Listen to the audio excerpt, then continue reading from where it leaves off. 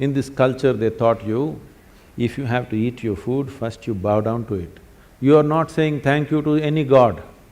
Okay, please don't do this. If at all, if you want to thank somebody, thank that poor farmer who doesn't eat what he grows and gives it to you. We are not thanking any gods, we are not looking up and saying thanks for the daily bread, whatever. We are just bowing down to the food because we know how you treat the food, accordingly it behaves within you. Today there is enormous amount of study which shows, for example, water. This water has enormous memory. If I just as much as look at it in a certain way, its molecular composition changes, not the chemical composition, but the molecular composition changes and it behaves differently. Lot of experimentation has happened about this, and today they've come up with something called imploding water, where some of you might have experienced this. Suppose you went to a waterfall and the water that is falling with great force, if you touch the water, it feels silky. Have you ever noticed this? Yes? If it goes down 2 miles and then touch it, it won't feel like that. Only there it feels silky because the water is imploding into itself. Now they've created imploding machines, you can implode the water and you feed this water to your plants.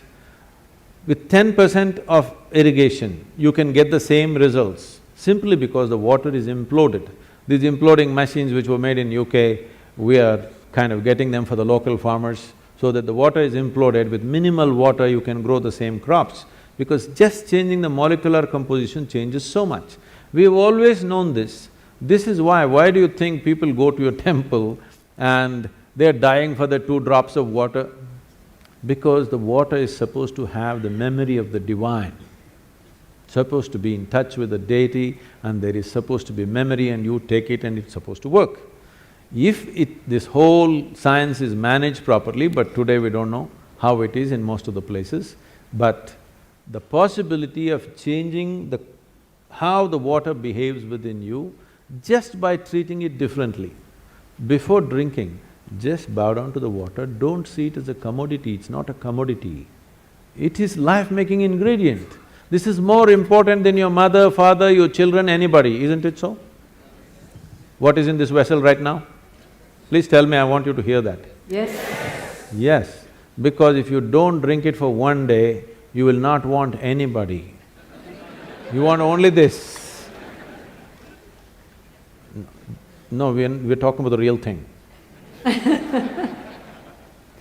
So the 5 elements, if you learn to handle them properly, simple thing, whatever, the earth that you walk upon, air that you breathe, water that you drink, food that you eat, and the sky.